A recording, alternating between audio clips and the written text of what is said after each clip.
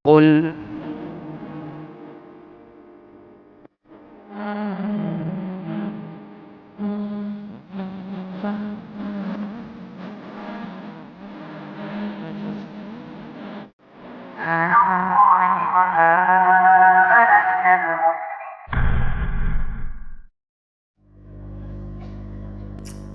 Bismillahirrahmanirrahim. Assalamualaikum warahmatullahi wabarakatuh.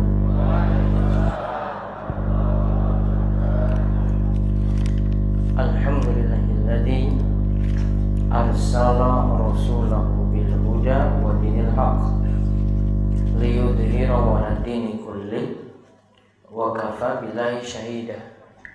Wa asyhadu an la ilaha illallah wahdahu la syarika lah iqraran bihi wa tauhidan wa asyhadu anna Muhammadan abduhu wa rasuluh. Allahumma shalli ala nabiyyina Muhammad wa ala alihi wa man tabi'ahum bi ihsan ila yaumiddin. Allahumma inna nas'aluka ilman nafi'a wa rizqan thayyiba wa amalan mutaqabbala. Allahumma inna na'udzubika min zawali ni'matik wa tahawuli afiyatik wa fujaati niqmatik wa jami'i sakhatik. Allahumma kfina bihalalika an haramik wa aghnina bifadlika amman siwa. Puji syukur kita panjatkan kepada Allah. Salawat dan salam mugi-mugi tercurah kepada junjungan kita Nabi besar Nabi Agung Muhammad sallallahu alaihi wasallam. Bapak ibu-ibu sekalian, kita senantiasa mohon kepada Allah supaya dijauhkan dari berbagai macam musibah dan senantiasa diberikan berbagai macam keselamatan. Dan itulah maksud nanti dari pembahasan malam hari ini. Insya Allah kita akan kaji surat Yasin ayat 41 sampai 44, di mana kita akan kaji bagian penting juga dari perihal akidah, bahwa yang beri kita keselamatan hanya Allah Subhanahu wa ta'ala. Dan mugi-mugi setelah kita mengkaji hal ini jadi ilmu yang bermanfaat untuk kita sekalian. Ilmu ini bisa kita hayati, bisa kita amalkan, dan mugi-mugi bermanfaat untuk keseharian kita nantinya. Konten apa, Bu?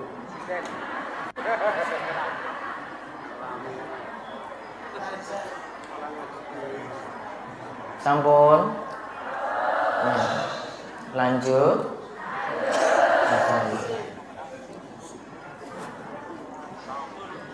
Baik, dibacakan surat Yasin 41 sampai 44. A'udzu billahi minasy syaithanir rajim. Wa ayatul lahum anna hamalna dzurriyyatahum fil fulkil mashhun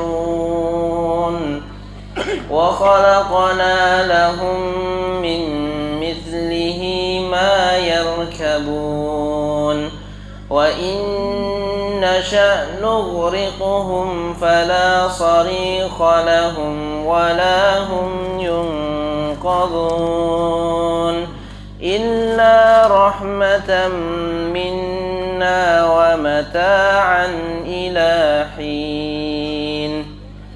Dan suatu tanda kebesaran Allah yang maha besar bagi mereka adalah bahwa kami angkut keturunan mereka dalam bahtera yang penuh muatan, dan kami ciptakan untuk mereka yang akan mereka kendarai seperti bahtera itu.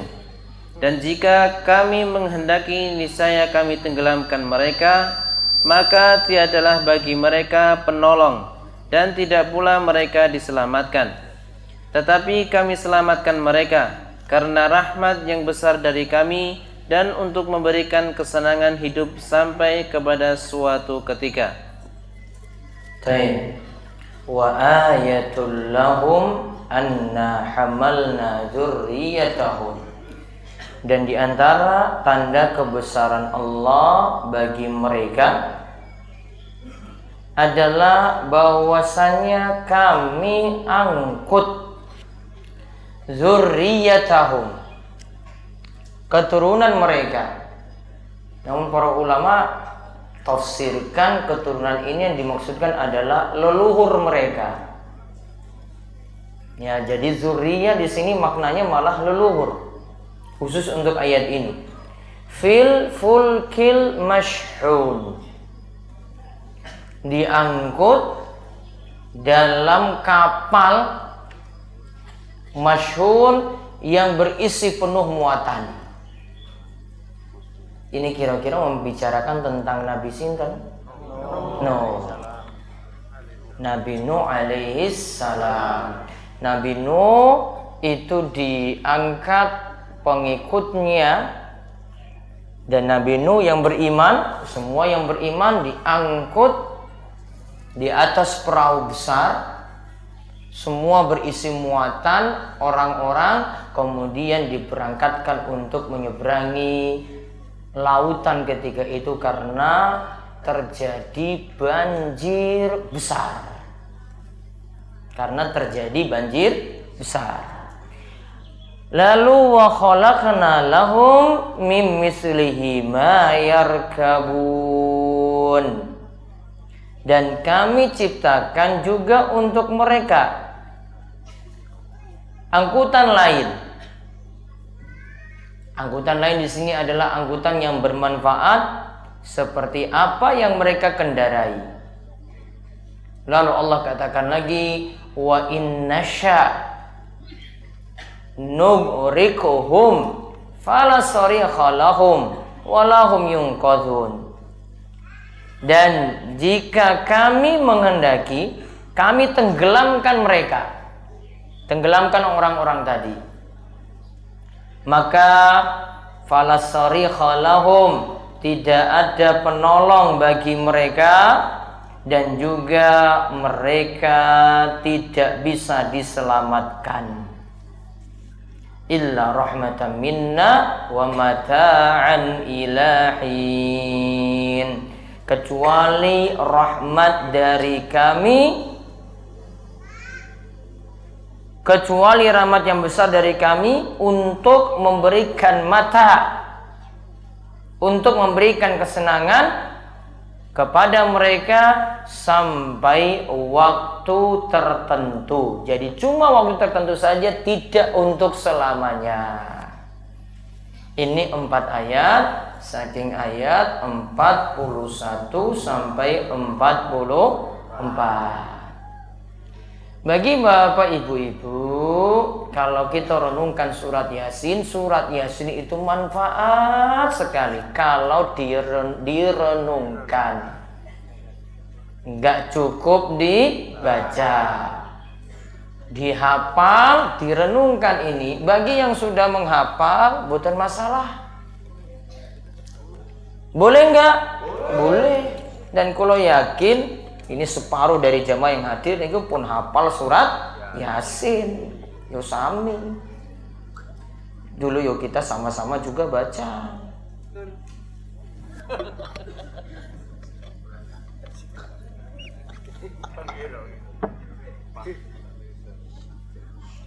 Namun paling bagus surat ini renungkan baik-baik. Karena sebagaimana disebut di awal-awal, surat Yasin itu banyak mengandung pelajaran akidah. Sehingga kalau orang itu hayati dengan baik, maka akidahnya itu akan benar. Jadi, akidahnya itu akan lurus. Akidahnya itu akan benar.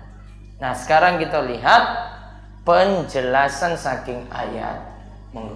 Sebelumnya disebutkan tentang matahari, bulan, dan bintang-bintang yang menunjukkan akan keagungan Allah Ta'ala. Nah, sebelumnya kan disebutkan tentang matahari, wasyamsu tajri limustaqarril laha.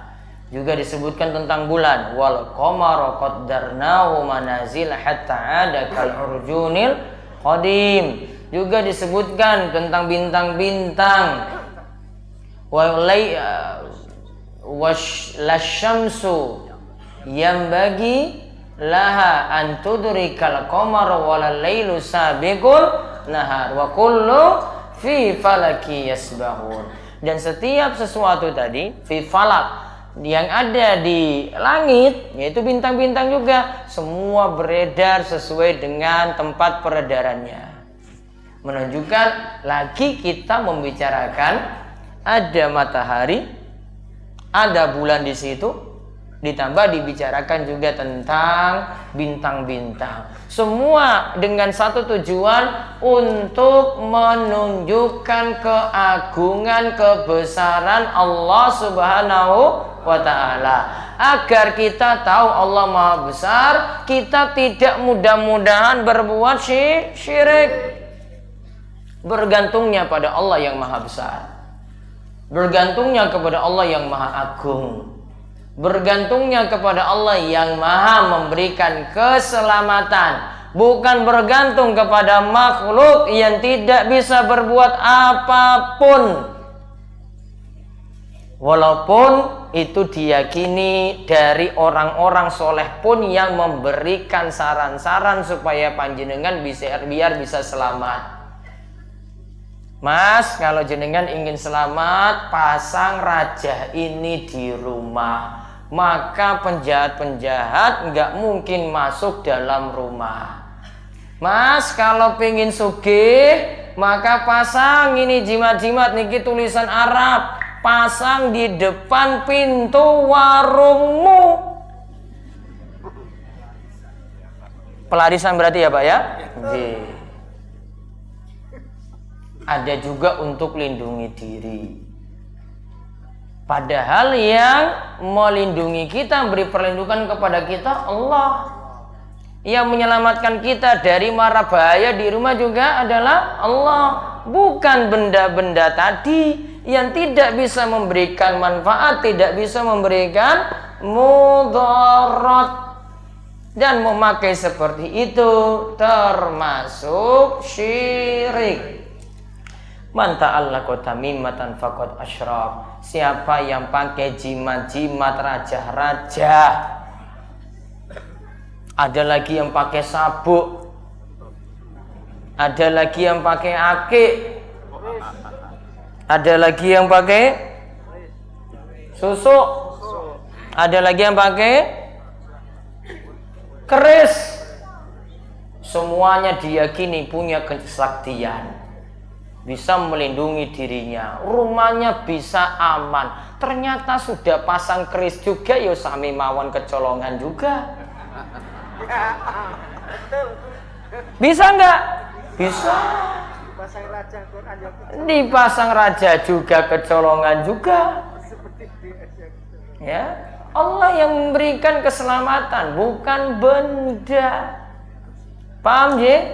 Baik. Terus kita lihat lagi perkataan selanjutnya.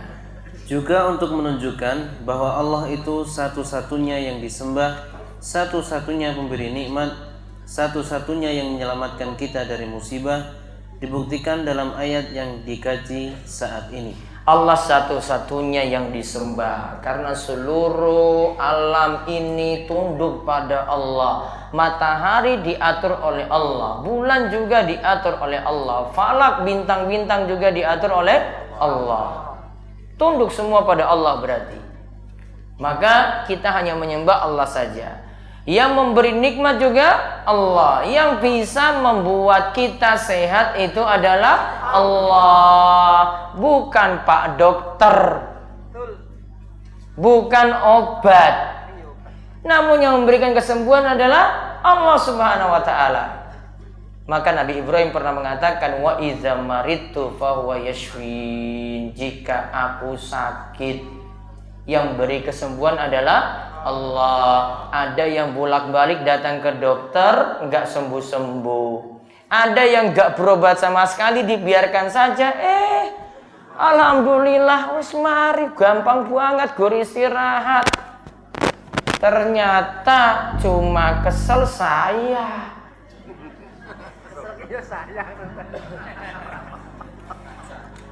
Terus yang memberikan kita keselamatan saking musibah adalah Allah.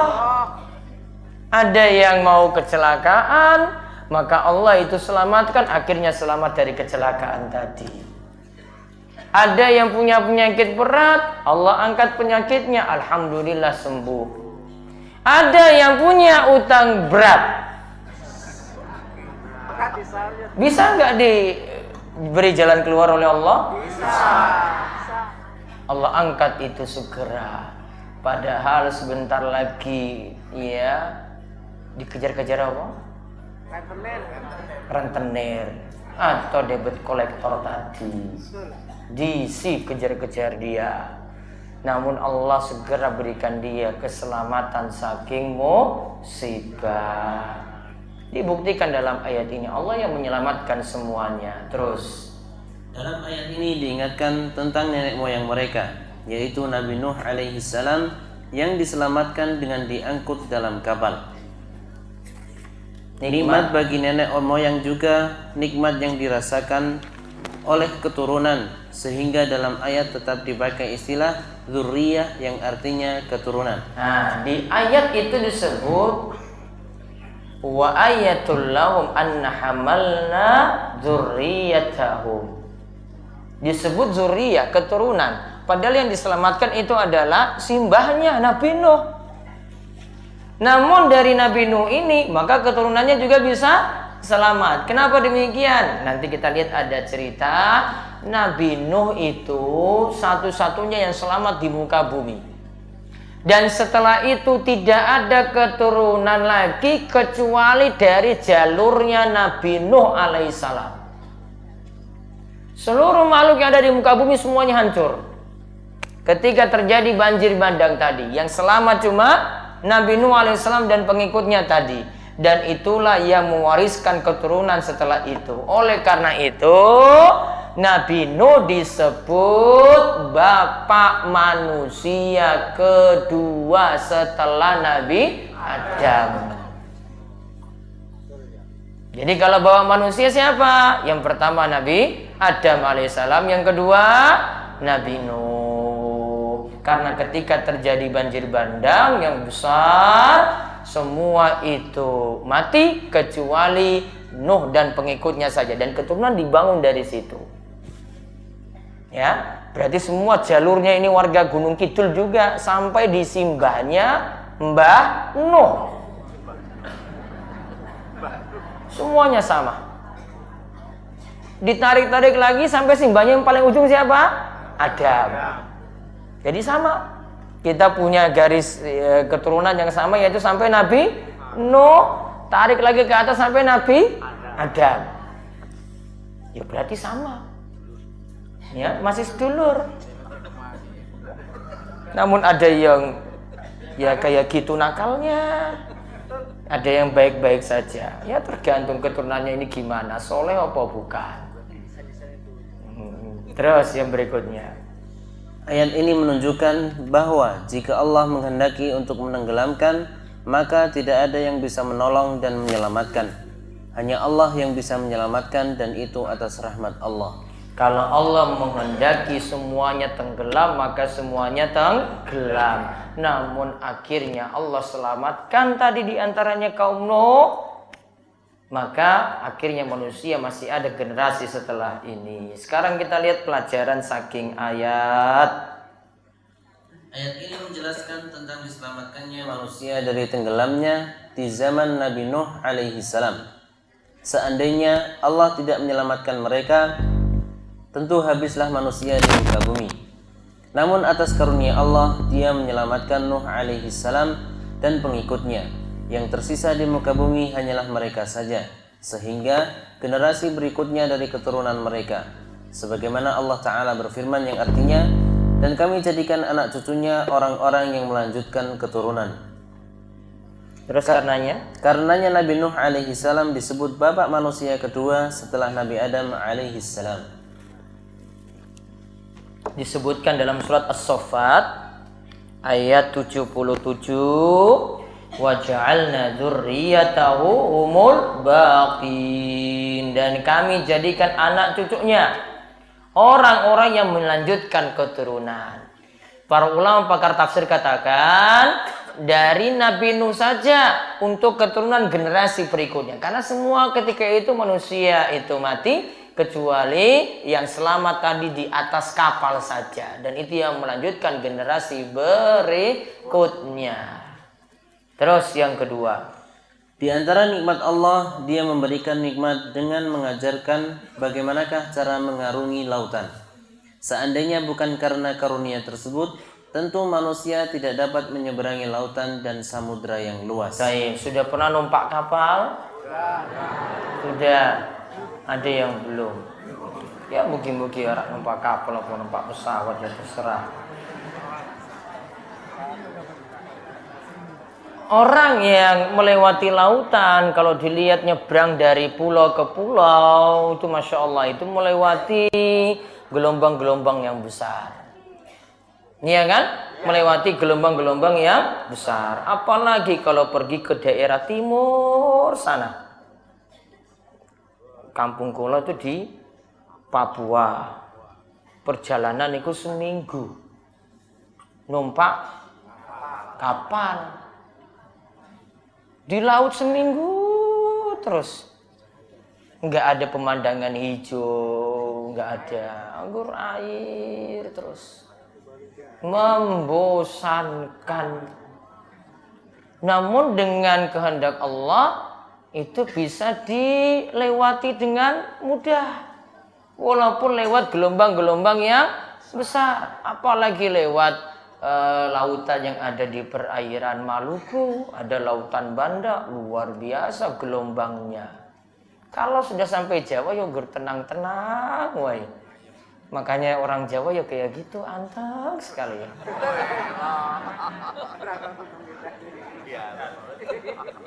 Halus, lautnya aja tenang. Laut Jawa yang utara maksudnya, bukan yang selatan. Yang selatan yang sami mawon kaya Papua. Ya, artinya Allah itu mudahkan itu. Ya. Untuk mengarungi lautan. Kalau Allah tidak mudahkan maka tidak bisa dilewati tadi. Terus yang ketiga, Bahtera Nabi Nuh alaihi salam penuh dengan manusia dan lainnya. Karenanya disebut dalam ayat dengan mashhun, yaitu dalam bahtera yang penuh muatan. Yaitu penuh muatan situ maksudnya penuh dengan orang-orang dan ada ternak-ternak dan barang-barang yang lainnya. Semua milik mereka dibawa di situ, dan itulah yang selamat saat banjir bandang tadi. Terus yang keempat, Allah memiliki kehendak sebagaimana disebutkan dalam ayat, dan jika kami menghendaki niscaya kami tenggelamkan mereka. artinya tergantung semua dengan kehendak Allah. Seperti apa yang dikatakan oleh ulama Ahlussunnah wal Jamaah, masyaallahu kana wa ma lam yasha' lam yakun. Apa saja yang Allah kehendaki itu pasti terjadi. Yang tidak Allah kehendaki tidak akan terjadi. Jadi kita semua itu bisa melakukan sesuatu, kita cuma bisa berbuat saja. Namun Allah yang nantinya akan berkehendak, dan kehendak Allah nantinya yang akan menang. Ya, kehendak Allah yang nantinya akan menang. Ada yang cari rizki mati-matian. Kerja bar subuh sampai jam 6 malam. Berangkat lagi bar subuh. Terus seperti itu, oh rizkinya biasa-biasa saja. Ada yang kerja cuma 2 jam, Masya Allah jadi tiang sugih. Wonten apa mboten? Wonten. Allah yang kehendaki tadi. Kehendak Allah nanti yang menang. Walaupun kita itu punya harapan yang besar, itu cuma cita-cita kita, cuma harapan kita. Allah yang menangkan itu semua. Terus nomor 5. Jika Allah menghendaki menenggelamkan manusia, maka tidak ada yang bisa mencegah. Kalau Allah menghendaki memberikan suatu mudarat seperti menenggelamkan, tidak ada yang dapat mencegah. Jika ada penyakit yang dikehendaki oleh Allah untuk datang, tidak ada yang dapat mencegah. Kalau ditetapkan mau demam, maka tidak mungkin ada yang mencegah. Walaupun dia pakai jimat-jimat sekalipun. Kalau di warungnya Allah takdirkan tidak mungkin laris, maka walaupun pakai penglaris sampai 1000 pun dipajang tidak akan laris. Karena Allah yang berkehendak di situ. Kalau Allah cegah, maka tidak ada yang bisa melawan pencegahan dari Allah Subhanahu wa taala. Allah yang kehendaki semuanya. Makanya ketika kita itu bersolat, kita baca Allahumma la mani'a lima a'taita wa la mu'tiya lima mana'ta wa la yanfa'u dzal jaddi minkal jaddu. Allahumma la mani'a, ya Allah tidak ada yang menghalangi. Allahumma la mani'a lima a'taita, jika engkau ingin memberi ya Allah. Dan juga tidak ada yang bisa memberi kalau engkau itu menghalangi. Walaupun orang yang mau melakukan itu yang punya kedudukan, punya harta sekalipun, tidak ada yang bisa melawan Allah. Tidak ada yang bisa melawan kehendak Allah. Jenengan sudah hitung-hitung hari. Ya. Tahu hitung hari no? Paham je? Ngangge apa? Ilmu apa? Primbon. Pon wakil kliwon lagi pahing. Terus neptunya berapa Pak? Wis ngerti ki paling ki. Paling biasanya digawa teh gula terus dikon ngitung. Tambah rokok meneh. Iya, biasanya kok. Wis ngerti aku. Betul, Pak. Disuruh hitung. Hitungnya itu ya juga sulit. Iya kan? Dicocok-cocokkan, ini dibagi ini nanti dapat sialnya apa, ini dibagi 3, dibagi 4, 5, 6, iya toh? Sisanya piro?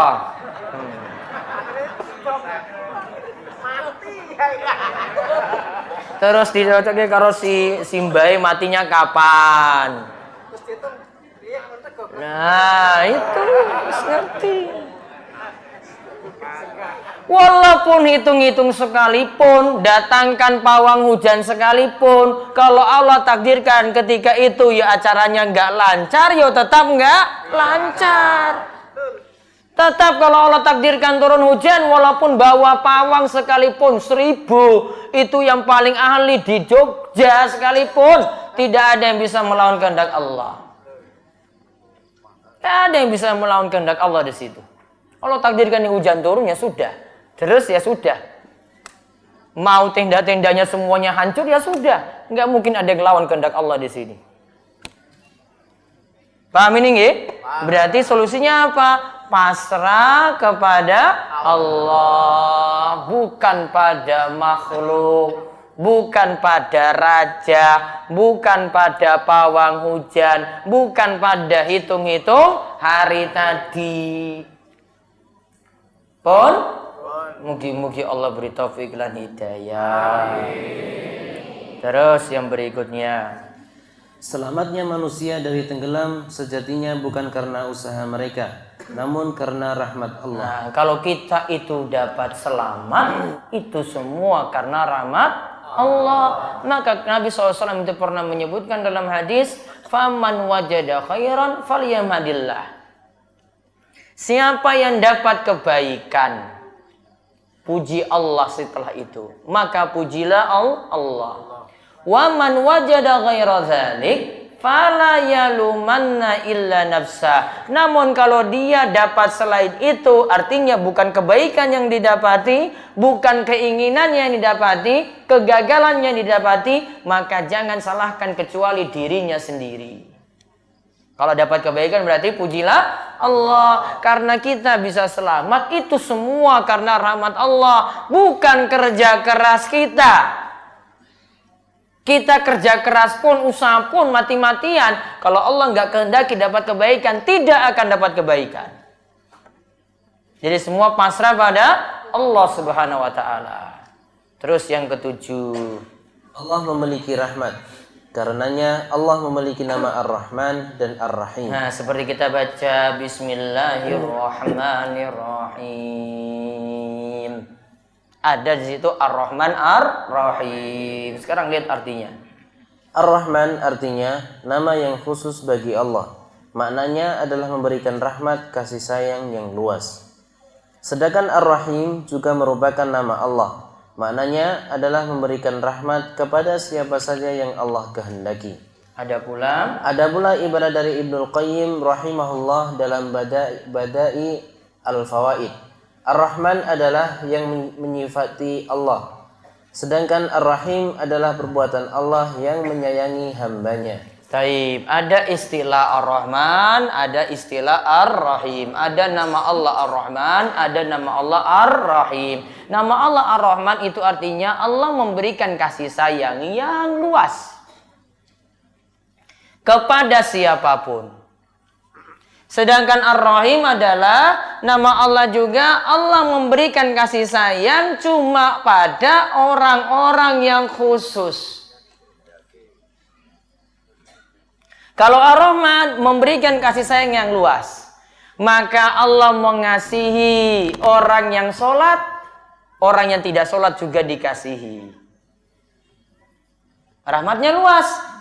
Ada orang yang sholat ya dapat rizki, yang nggak sholat malah sugih.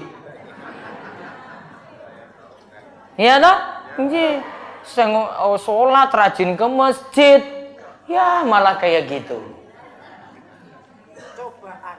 Cobaan. Ada yang ahli maksiat, Allah berikan kesehatan. Ya toh? Gemar maksiat, sehat.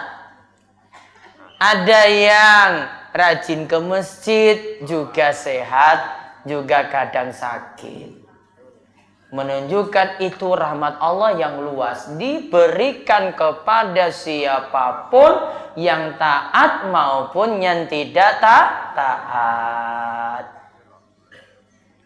Terus mending gak sholat ya, ento rizki. Mending gak sholat, yo tetap sehat. Mending gak sholat, yo tetap juga urip, yo sama. Gimana? Jadi keputusannya orang sholat? Beribun Pak? Tetap suki loh orang sholat ini. Hanya dunia yang didapat. Itu kalau pikirannya cuma hidup di dunia, nggak percaya akan kematian alam akhirat. Orang beriman gak hanya batas mikir dunia saja, gak sampai situ. Dia yakin ada hari pembalasan. Makanya kalau kita sebut Ar-Rahim, Allah berikan rahmat, berikan kasih sayang cuma pada orang-orang yang khusus. Maka orang yang beriman, yang sholat, yang rajin taat, itu yang diberikan kasih sayang yang spesial. Kasih sayang yang khusus. Yang ini tidak didapati oleh orang yang tidak taat, tidak ibadah, tidak sholat, kufur, syirik kepada Allah. Tidak dapat nikmat ini. Yaitu dengan orang ada di majelis ilmu, ngaji. Ada orang itu yang terus melaksanakan ibadah tertib. Ada ibu-ibu yang menutup aurat. Ya, bukan pakai you can see tank top, pamer rambut, pamer paha, padahal nggak sadar ada pahanya sing ireng malah dipamer-pamerkan. Innalillahi wa inna ilaihi rajiun ya ibu-ibu. Serba salah ini ibu-ibu. Orang kayak gini bisa hidup nggak? Diberi rezeki nggak? Iya, namun tidak diberikan iman yang spesial. Tidak diberikan kelezatan iman yang istimewa. Dia bisa dapat nikmat dunia saja, tidak dapat nikmat akhirat. Berarti yang dicari apa? cari nikmat akhirat tadi lewat iman, ilmu, amal soleh, ibadah, taat. Semuanya dicari lewat itu. Terus yang ke-8, Allah yang menyelamatkan manusia dari kebinasaan sampai datang ajalnya. Karenanya disebutkan dalam ayat, dan untuk memberikan kesenangan hidup sampai kepada suatu ketika. Allah yang menyelamatkan manusia dari kebinasaan sampai datang ajalnya. Jadi ada yang selamat saatnya belum meninggal dunia. Allah berikan dia waktu lagi sampai ajalnya itu tiba. Maka manusia itu terus dapat rizki sampai ajalnya itu tiba. Kapan? Tergantung takdir. Maka rizki itu tetap ada sampai ajal kita itu tiba. Misalnya dalam catatan panjenengan, ya, catatan terakhirnya pokoknya harus minum es krim dulu baru meninggal dunia. Maka takdirnya harus rasakan es krim dulu, baru kemudian meninggal dunia. Kalau belum rasakan ini, belum. Itu kalau catatan takdirnya seperti itu. Terus yang ke-9, kekal di dunia ini adalah suatu hal yang mustahil. jadi dunia itu tidak mungkin kekal. Manusia juga hidup di dunia tidak akan kekal selamanya. Mustahil bisa hidup selamanya di sini, dan dunia ini tidak akan kekal. Yang kekal itu apa? Akhirat. Cuma akhirat saja yang kekal. Berarti yang kita kejar itu sesuatu yang tidak kekal atau sesuatu yang kekal? Yang kekal. Namun pikiran manusia cuma di dunia saja. Pikirnya cuma dapat dunia, dunia terus, dunia lagi, dunia lagi, dunia lagi. Mikirnya cuma sapi, ngaret, tani, mikir nanti sawahnya gimana, mikir nanti warungnya gimana, cuma pikirannya muter terus seperti itu keseharian 24 jam. Kalau pikirannya seperti itu, kita hidup itu layaknya binatang ternak.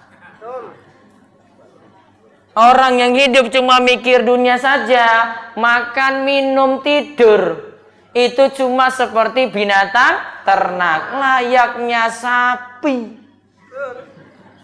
Cuma mikir apa? Perut.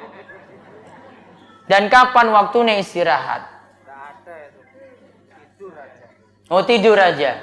Ya, lebih parah daripada sapi berarti. Sapi masih golek makan. Ini nggak mikir apa sama sekali. Ya, lebih jelek lagi daripada binatang ternak. Maka manusia kalau punya akal, bisa berpikir, tidak terbatas hidupnya di situ saja. Ingat, masih ada alam selanjutnya yang lebih kekal abadi. Terus 10. Wajib bagi manusia memandang bahwa nikmat Allah dengan menyelamatkan ia dari musibah atau ia mendapatkan apa yang ia harap. Semua itu adalah karunia Allah, bukan usaha manusia semata-mata. Jadi ada nikmat yang bentuknya kita selamat saking musibah. Ada nikmat yang bentuknya kita dapat apa yang kita harap. Kalau kita selamat dari musibah apapun itu, Bapak Ibu-ibu, ya, selamat dari musibah apapun itu adalah nikmat. Kok tiba-tiba depan saya motornya nabrak sesuatu, saya alhamdulillah selamat. Itu adalah nikmat. Kita harap bisa sehat terus juga adalah nikmat. Allah yang beri semuanya, maka pandai-pandai untuk bersyukur. Syukurnya gimana? Kata Imam Ibnul Qayyim, syukur itu dengan 3 hal. Syukur dengan hati, syukur dengan lisan, syukur dengan anggota badan. Coba diulang. Syukur dengan hati, syukur dengan lisan, syukur dengan anggota badan. Syukur dengan hati berarti yakini nikmat ini datang dari Allah. Syukur dengan lisan berarti rajinlah ucapkan alhamdulillah. Syukur dengan anggota badan, manfaatkan nikmat untuk ibadah. Berarti untuk sholat, nanti datang Ramadan untuk puasa, punya harta berlebih, tidak jadi orang pelit namun rajin sedekah. Kotaknya lagi muter-muter, diisi sesuai kemampuan. Yang mbok diisi itu kotaknya saya ngumpet. Mana ini sudah sampai mana? Pun. Mbok duitnya itu duit merah yang terang itu loh.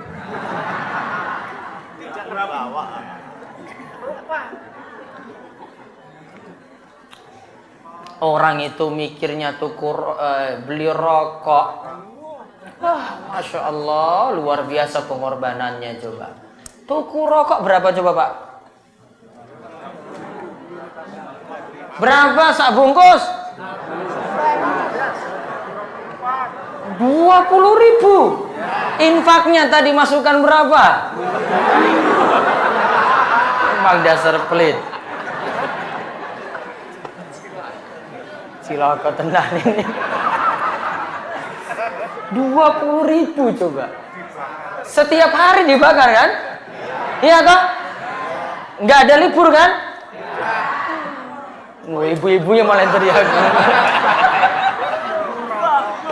Namun suruh masukkan infak berapa? 2.000. Ya Allah. Ini pelit apa ya ini? Bu nasihati suami toh Bu. Kok ngeyel banget suaminya ya Bu? Nah itu ngeyel juga. Maka nikmat tadi dimanfaatkan 3. Nikmatnya itu disyukuri dengan apa? Hati, dengan lisan, dengan anggota badan. 3 ini diingat. Kalau salah satu tidak dipenuhi, tidak bersyukur. Salah satu tidak dipenuhi, maka tidak bersyukur. Terus, keadaan orang musyrik ketika selamat. Syekh Muhammad bin Abdul Wahhab rahimahullah menerangkan dalam Al-Qawaid Al-Arba, kesyirikan di zaman kita betul-betul lebih parah daripada kesyirikan pada zaman dulu. Karena orang-orang musyrik dahulu berbuat syirik di saat lapang, sedangkan mereka mengikhlaskan ibadah kepada Allah ketika dalam kondisi sempit. Namun orang-orang musyrik saat ini berbuat syirik di sepanjang waktu, baik ketika lapang maupun sempit. Dalil hal ini adalah firman Allah Ta'ala yang artinya, maka apabila mereka naik kapal, mereka berdoa kepada Allah dengan memurnikan ketaatan kepadanya. Maka tatkala Allah menyelamatkan mereka sampai ke darat, tiba-tiba mereka kembali mempersekutukannya. Al-Ankabut ayat 65. Fa idza raqibu fil fulki da'allaha mukhlishina lahuddin. Da'allaha mukhlishina lahuddin. Falamma najahum ilal barri idzahum yusyrikun. Orang musyrik dulu ini disebutkan dalam ayat ini. Jika mereka naik kapal dalam keadaan susah, mau kena gelombang yang besar, da'allaha mukhlishina lahuddin. Mereka mohon benar-benar kepada Allah biar selamat. Falamma najahum, ketika Allah menyelamatkan mereka sampai kembali ke daratan, idzahum yusyrikun, mereka kembali berbuat syirik. Kalau syiriknya zaman sekarang gimana? Mau di tengah lautan minta tolongnya kepada selain Allah. Mau diselamatkan juga, maka juga sama masih terus berbuat syirik. Berarti masih mending yang mana? Zaman dulu. Tapi tetap sama-sama syirik. Namun lebih parah saat ini. Terus doa agar diberikan kesehatan dan berlindung dari musibah mendadak. Ini doa ini karena kita kaitannya dengan keselamatan Bapak Ibu-Ibu, Maka kita amalkan lagi doa biar terus sehat dan berlindung dari musibah mendadak. Ini dihafalkan ini. Kalau tuntun J. Nanti ada doa yang kedua lagi. Doa yang kedua ini sudah pernah saya ajarkan. Sekarang lihat doa agar terus sehat. Ya. Biar badannya terus fit, terus kuat, Allah terus berikan kesehatan, dijauhkan dari musibah-musibah yang mendadak dan juga dijauhkan dari penyakit-penyakit berat. Ya, pula tuntun. Allahumma inni Allahumma inni Allahumma inni a'udzu bika A'udzu bika min zawali ni'matik min zawali ni'matik min zawali ni'matik wa tahawuli afiyatik wa tahawuli afiyatik wa tahawuli afiyatik wa fujaati niqmatik wa fujaati niqmatik wa fujaati niqmatik wa jami'i sakhatik wa jami'i sakhatik Allahumma inni a'udzu bika min zawali ni'matik wa tahawuli afiyatik wa fujaati niqmatik wa jami'i sakhatik ayat sarengan Allahumma inni a'udzu bika min zawali ni'matik wa tahawuli afiyatik wa fujaati niqmatik wa jami'i sakhatik. Dihafalkan nggih? Waktune bebas. Mau bar salat ya monggo silakan, mau antara azan dan iqamah juga silakan. Itu doa waktunya bebas dibaca. Lihat artinya. Ya Allah, sesungguhnya aku berlindung kepadamu dari hilangnya kenikmatan yang telah Engkau berikan, dari berubahnya kesehatan yang telah Engkau anugerahkan, dari siksamu yang datang secara tiba-tiba, dan dari segala kemurkaanmu. Doa satu lagi. Doa agar ditolong oleh Allah dalam setiap urusan. Ini pernah kula tuntun di saat kajian malam Kamis juga saya ulang. Ya Hayyu Ya Qayyum. Ya Hayyu Ya Qayyum. Ya Hayyu Ya Qayyum. Birahmatika astaghitsu. Nah, tak matikan saja di belakangnya. Birahmatika astaghits. Birahmatika astaghits. Wa aslih li wa aslih li sya'ni kullahu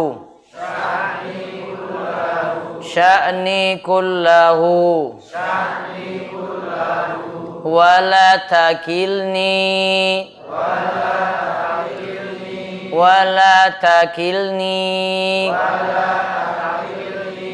ila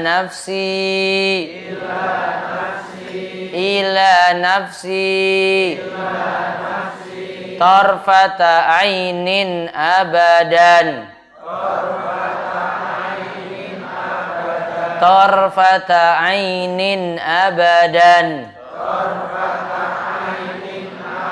ya hayyu ya qayyum bi rahmatika astaghits wa aslih li sya'ni kullahu wa la takilni ila nafsi tarfata ainin abadan. Ayo sarengan.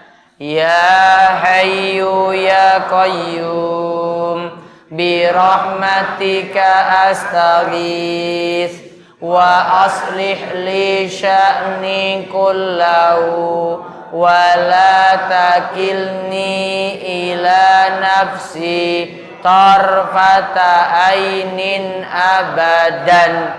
Ini juga bacanya bebas, bisa juga dibaca setiap pagi kalih petang.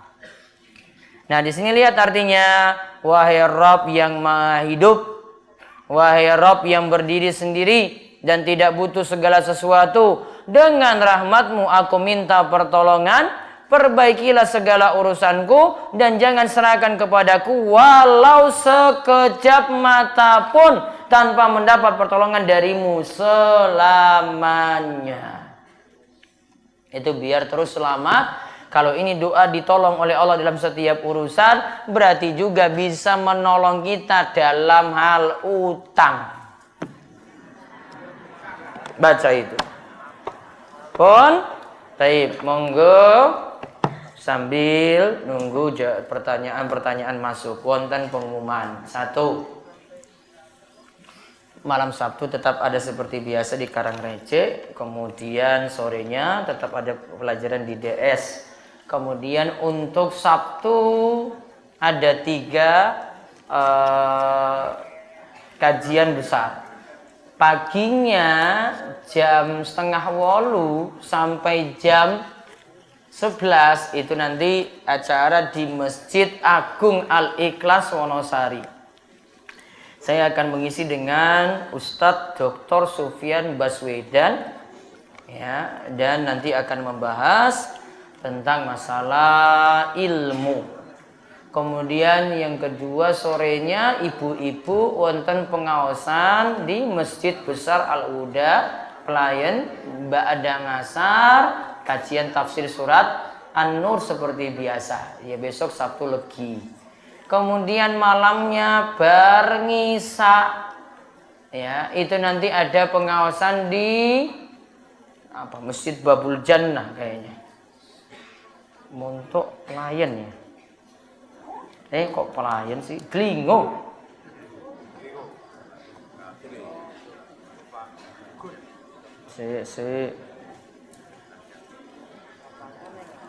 Delingo ini. Kok bungkus bukan? Montok Utara. Masjid Babul Jannah, Dusun Gunung Cilik, Muntuk Delingo, Bantul. 1 kilometer ke utara dari kawasan wisata Puncak Bejiji. Besok malam Ahad. Besok malam Ahad apa? Pahing. Ya, besok malam Ahad Pahing. Insyaallah ba'da Isya sampai selesai. Namun sebelumnya nanti bar maghrib ada pengawasan di Masjid Ar-Rahman Waru. Ya, Masjid Ar-Rahman Waru untuk warga Waru Giri Sekan. Kemudian Ahadnya besok Ahad pagi Bapak-bapak yang biasanya ikut pengawasan ba'da subuh tidak ada, dipindah ke Ngawen di Watu Sigar. Ya, di Watu Sigar di pesantren As-Siddiq. Kemudian dari jam 6 sampai setengah 8. Insya Allah tepat waktu. Nantinya di hari yang sama jam 9 sampai jam 11 pengawasan di Rongkop. Ada yang tahu tempatnya di mana? Kepil ya? Pakel, terus desanya? Pringombo? Rongkop, ya. Baik. Itu untuk jamaah Rongkop dan Giri Subo, silakan untuk hadir. Dan nanti pekan depan ada sendiri jadwal untuk hal itu. Baik. Lalu bagi bapak-bapak yang mau ikut daurah tanggal 10 sampai tanggal 12, yang belum daftar hari ini terakhir, karena kuotanya wes cukup, sudah 250, sudah tutup sebenarnya. Namun saya kasihan sama warga Gunung Kidul, ditambah masih ada kuota 50.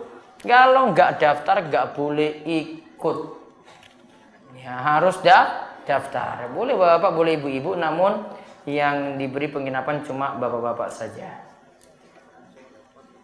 Baik, kita lanjut tanya jawab. Ada saking radio Pak Parji? Allah, beberapa pertanyaan. Yang pertama, Assalamualaikum Ustaz. Waalaikumsalam warahmatullahi wabarakatuh. Jika makmum mendapati tahiyat akhir pada sholat berjamaah, apakah mendapat atau dihitung sebagai pahala sholat berjamaah? Mohon penjelasan. Dia dapat sholat berjamaah kalau dapat rukuk. Dapat rukuk dapat 1 rakaat, baru dihitung berjamaah. Kalau cuma dapat tahiyat akhir saja maka belum. Nanti bagi yang ingin bertanya lewat WA Studio Radio DS 107,8 FM hubungi 0812 281 85131. 0812 281 85131. Setiap malam Senin jam 8:30 itu ada kajian di radio. Makanya segera beli radio daripada beli rokok. Rokoknya di stop, ganti dengar radio. Dapat hadiah nantinya kalau jawab kuis di belakang. Kemarin yang jawab kuis itu 8 orang itu dapat hadiah. Ya, sudah dapat hadiah 8 orang. Kemarin lagi 4, berarti sudah 12 loh itu. Ya enggak ikut ya rugi. Siapa tahu nanti ada hadiahnya nanti kapan-kapan umroh. Mungkin. Siapa tahu ada yang mau ngasih. Tadi apa tadi pertanyaannya tadi Pak Parji? Ketika melaksanakan, sebentar kami buka kembali. Ketika mendapati tahiyat akhir pada sholat berjamaah, Nah itu sudah. Ya. Baik. Terus yang kedua lagi? Bentar. Assalamualaikum Ustaz. Waalaikumsalam warahmatullahi wabarakatuh. Saya terlilit utang. Bagaimana caranya agar kami bisa bekerja maksimal kemudian bisa membayar utang? Karena saya tidak bisa bekerja maksimal, terlalu banyak pikiran. Bagaimana solusinya Ustaz? Terima kasih. Jual aset-aset yang ada. Nggak ada solusi lain lagi. Kalau motornya ada 5 ya didol motornya 5. Kalau sawahnya ada sekian hektar ya didol, namun jangan larang-larang karena nanti orang payu. Karena mau nyaur utang. Ya, terus setelah itu maksimalkan pendapatan. Ya, maksimalkan pendapatan atau pemasukan. Lalu pengeluarannya dikurangi. Biasanya makannya itu daging, dikurangi jadi makan tempe. Kalau biasanya makan tempe, ya sudah. Sambal saja. Yang penting urip.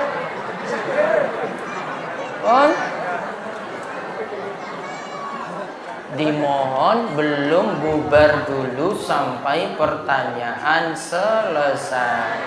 Siap? Ibu-ibu setuju? Baik, lagi satu lagi dari radio. Iya. Pak Ustadz, bagaimana hukumnya potong rambut bagi seorang wanita? Terima kasih. Potong rambut bagi ibu-ibu boleh. Yang penting enggak model laki-laki satu. Model laki-laki ki apa ya disebut ya ibu-ibu ya itu ya? Tomboy ya. Yang kedua enggak boleh gundul habis. Itu saja. Dipendekkan boleh sebagaimana istri-istri Nabi SAW juga pernah memendekkan rambutnya ketika Nabi SAW telah meninggal dunia. Namun yang paling bagus untuk ibu-ibu dengan rambutnya yang panjang, asalkan bisa beli sampo. Pon, kayak sampun radio? Sudah. Hadis membahas, Ustaz, apabila dalam Al-Quran dan hadis membahas tentang ilmu, apakah ilmu di sini ilmu agama atau ilmu secara umum? Misalnya, Rabbi zidni ilma, itu dalam ayat. Ya Allah tambahkanlah aku ilmu bermanfaat. Dalam hadis, Mayuridillahu bi khairan yufaqihu fiddin. Siapa saja yang Allah mengendaki pada dirinya itu kebaikan, Allah akan pahamkan dia dalam hal ilmu, yufaqihu fiddin, difaqihkan dalam hal agama. Maka kalau bicara ilmu dalam Al-Quran dan hadis, cuma seputar ilmu agama. Itulah yang nanti membuat orang itu mulia di dunia dan di akhirat, bukan dengan ilmu dunia. Ilmu dunia tergantung manfaat. Kalau manfaatnya ada maka boleh dipelajari. Kalau manfaatnya mudarat malah yang banyak maka tidak boleh dipelajari. Saya haid tepat waktu dan hari seperti biasanya, tetapi tidak lancar. Selang 3 hari dari keluar lagi dengan lancar, berlangsung beberapa hari melebihi waktu biasa haid. Apa ini namanya istihadah? Iya. Istihadah ibu-ibu itu darah kotor, artinya ini keluar darah penyakit. Ini keluar ketika 1, ada siklus rutin, kemudian ibu keluar darah di luar siklus rutin. Rutinnya misalnya tanggal 1 sampai tanggal 6. Kemudian kok keluar lagi tanggal 10. Ya, keluar 3 hari, maka bisa. Kalau sudah punya siklus rutin, kita hukumi itu darah istihadah. Istihadah tetap sholat, tetap puasa. Namun ada juga di sini kalau di antara ibu-ibu yang keguguran di bawah 4 bulan. Kalau di bawah 4 bulan juga darahnya darah istihadah. Bukan darah nifas. Bukan darah melahirkan, kecuali kalau setelah di atas 4 bulan. Apa yang bisa dilakukan wanita yang istihadah dan masalah ibadah? Istihadah, ibu-ibu tetap melakukan sholat, melakukan puasa, kemudian boleh membaca atau menyentuh mushaf Al-Quran, boleh melakukan tawaf. Apakah setelah bersin harus mandi seperti haid? Setelah bersih, bukan bersin, bersih harus mandi seperti haid? Jawabannya tidak. Wanita istihadah cukup wudu setiap kali sholat. Adapun kalau sudah berhenti total darahnya, tinggal bersih-bersih saja seperti biasa, tidak seperti mandi untuk suci dari haid. Pada saat kita berdoa, meminta kepada Allah Subhanahu wa taala untuk orang yang sudah meninggal, baik di rumah ataupun di kuburan, sambil meneteskan air mata atau menangis, itu diperbolehkan? Jawabannya boleh. Kalau sambil menangis kita itu mengingat saudara kita yang meninggal dunia, boleh. Apakah orang yang sudah meninggal dapat merasakan doa-doa kita? Yang ada doa tadi manfaat untuk orang yang telah meninggal dunia. Namun dari sisi kita berdoa, dia itu tahu doa kita, wallahu a'lam. Namun kalau dari sisi manfaat, dia tahu ada yang doakan dia dapat manfaat, iya. Doa seorang kepada yang sudah meninggal dunia itu manfaat. Kemudian yang ketiga, doa anak soleh untuk orang tua yang sudah meninggal dapat meringankan dosa kedua orang tuanya. Apakah ini berlaku juga sebaliknya bagi anak yang mendahului meninggal dunia? Apakah doa dari orang tua kepada anak tadi bermanfaat? Iya. Nabi SAW itu mengatakan, di antara doa yang terkabul itu adalah da'watul walidi li waladihi. Doa baik orang tua untuk anaknya. Doa baik orang tua untuk anaknya, itu doa yang terkabul. Maka banyak-banyak minta ampunan, mohon pada Allah Subhanahu wa taala supaya meninggal dunia tadi itu diberikan selalu keselamatan. Quran surat terus bila manakah orang tua akan berkumpul dengan anak-anaknya menjadi sebuah keluarga di surga, apa syaratnya? Nanti silakan dilihat di surat At-Tur ayat 21. Walladzina amanu wattaba'athum dzurriyyatuhum biimanin alhaqna bihim dzurriyyatahum wama alatnahum min amalihim min syai' kullu mri'in bima kasaba rahin. Orang-orang yang beriman dan anak cucu mereka mengikuti mereka dalam keimanan. Kami hubungkan anak cucu tadi dengan mereka, yaitu anak cucu ini dihubungkan dengan orang tuanya. Dan kami tidak akan mengurangi sedikit pun dari pahala amal mereka. Tiap-tiap manusia terikat dengan apa yang dikerjakannya. Berarti orang yang telah meninggal dunia, kalau ini anak, akan berkumpul dengan orang tuanya dengan catatan beriman. Anak beriman, orang tuanya juga beriman. Apa hukumnya mancing di telaga tapi pakai uang dan hasil uangnya tadi buat beli benih? Apakah termasuk judi? Mancing di telaga pakai uang, maksudnya apa? Tak kira mancingnya mata kailnya itu uang. Bayar dan hasil uangnya tadi buat beli benih lagi. Apakah termasuk judi? Kurang kerjaan. Ya mancing mah kan kurang gawean ya toh. Kalau mancingnya itu modelnya masuk di situ bayar, misalnya bayar berapa? Berapa? Berapa jam? Ya Allah, memang kurang gawean jelas. 50.000 mancing terserah kan? Dapat sedikit banyak sama judi berarti. Judinya di mana? Ada yang bisa dapat banyak, ada yang bisa dapat sedikit. Kecuali tadi masuknya 50.000. Nanti dihitung lagi ketika dapat ikannya sekian kilo, hitung berapa? 5 kilo hitung berapa? 10 kilo hitung berapa? Nah itu baru benar. Namun kalau cuma biaya masuk saja 50.000, mancingnya terserah, masuk dalam perjudian. Dan berarti kurang kerjaan. Kurang gawean pokoknya itu.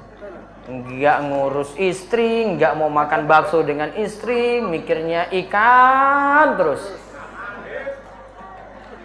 Hukumnya meluruskan rambut yang ditujukan untuk menyenangkan hati suami. Apakah termasuk tidak mensyukuri nikmat Allah? Boleh saja. Rambutnya keriting dibuat jadi lurus, boleh. Rambutnya lurus buat jadi keriting, boleh. Demi suami saja. Iya.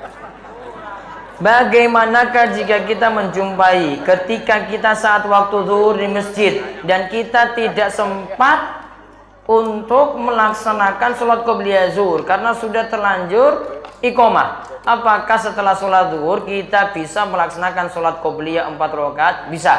Itu namanya qadha sholat rawatib. Bisa dilakukan setelah sholat zuhur dan itu bukan waktu terlarang juga untuk sholat. Jadi masih dibolehkan. Apakah bacaan tahiyat awal juga sama dengan bacaan tahiyat akhir? Dibaca sampai selesai bacaan sholawat? Iya. Afdolnya tahiyat awal itu sampai sholawat. Minimalnya sampai Allahumma sholli ala Muhammad. Titik. Minimal.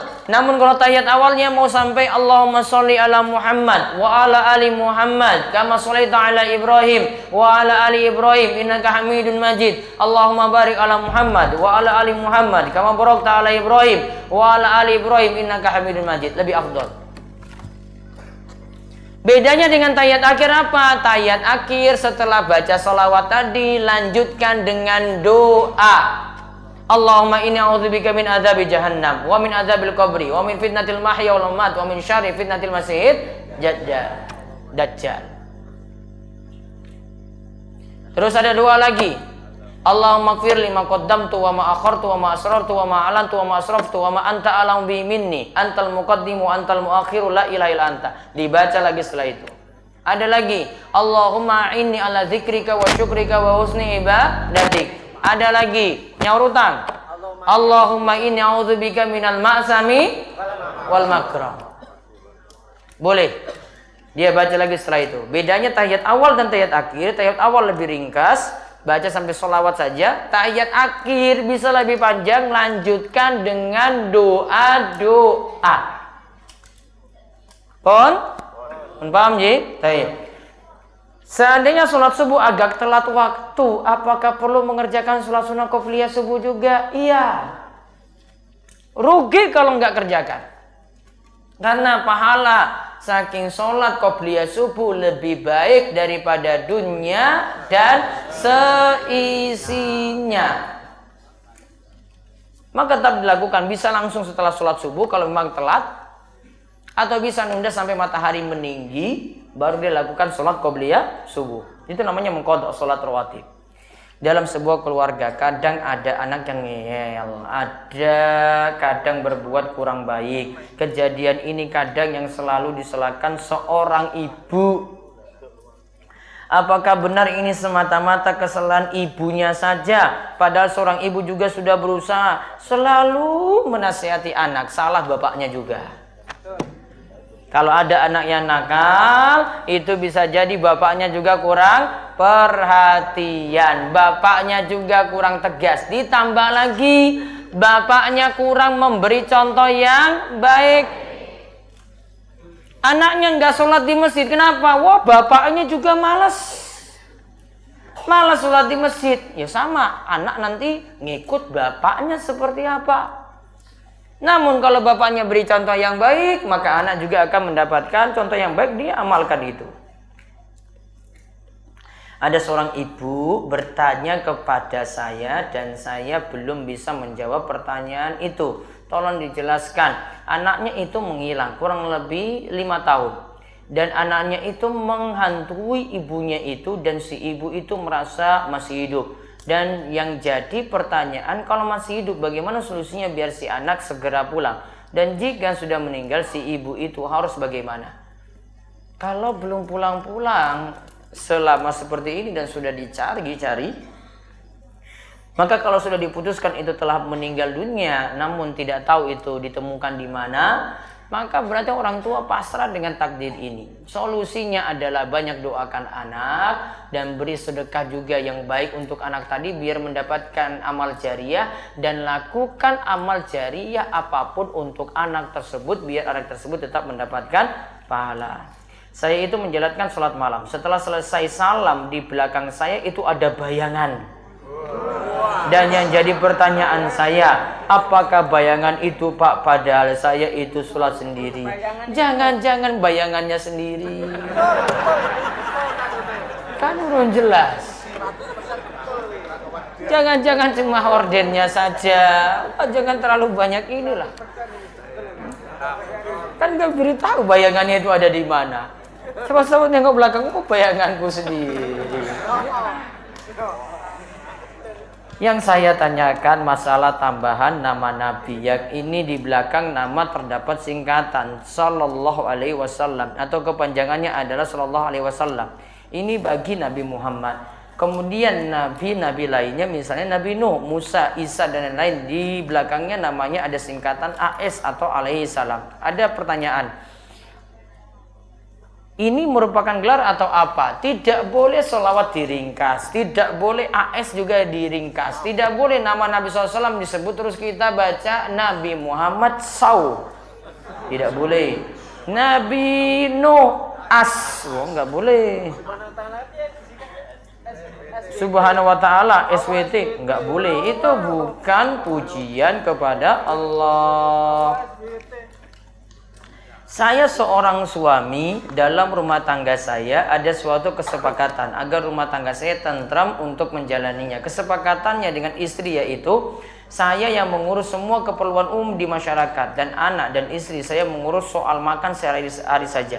Dan istri saya mengurus soal makan sehari-hari saja. Bagaimana menurut agama, dibolehkan atau tidak? Dikarenakan keluarga saya ini bisa dikatakan kalangan bawah, biar tidak ribut masalah belanja, dan ternyata istri bisa mencukupi keperluan makan sehari-hari. Jadi yang ngurus keperluan umum di masyarakat dan anak itu suami. Istri itu ngurus soal makan. Yang jelas makan itu nafkah. Nafkah ini ditanggung oleh suami. Berarti suami yang berikan uang jajan kepada istri untuk memberikan makan tadi. Bagaimanakah hukumnya orang yang masih mengamalkan tradisi itu dah. Ada satu lagi lewat radio. Ada satu dari radio, Ustaz. Assalamualaikum Ustaz. Kami ingin bertanya, orang tua saya biasa melaksanakan transaksi dengan bank, kemudian hasilnya dimakan bersama keluarga. Kami malu dan takut terhadap dosa. Bagaimana seharusnya, apa yang saya lakukan agar orang tua saya berhenti transaksi seperti itu? Ini transaksi apa yang dimaksud? Riba. Iya, apa bentuknya? Pinjam maksudnya. Pinjam dari bank, berarti riba. Terus? Itu saja? Ya sudah, berarti jawabannya kayak gitu. Sekarang tugas anaknya gimana kalau dapat uang seperti itu? Anak kalau itu memang kebutuhannya, maka dia boleh makan dari hasil orang tua tadi. Orang tua yang kena dosa. Namun kalau anak itu bisa mandiri, bisa cari nafkah sendiri, dia lepas dari nafkah dari orang tua kalau sudah bisa kerja sendiri. Solusinya seperti itu. Kalau tahu orang tua memanfaatkan utang riba. Sampun? Iya, ada Satu lagi. menyusul Ustaz ini. Menyusul. Bagaimana jika ahwat berangkat kajian malam hari yang tidak terlalu jauh dari tempat tinggalnya kos tanpa didampingi mahram? Kos. Kos. Tanpa didampingi mahram, boten masalah. Ada lagi? Sudah. Sudah. Baik, itu saja untuk kesempatan malam hari ini. Sampai jumpa lagi di pertemuan berikutnya insya Allah pekan depan. Dan mungkin semuanya diparingi sehat, panjang umur, dan Allah jauhkan kita dari berbagai macam mara bahaya dan musibah-musibah. Terus diberikan keselamatan. Kita tutup kalian doa kepada majelis. Monggo. Subhanallahumma bihamdika asyhadu an la ilaha illa anta astaghfiruka wa atubu ilaik. Assalamualaikum warahmatullahi wabarakatuh. Hati-hati di jalan.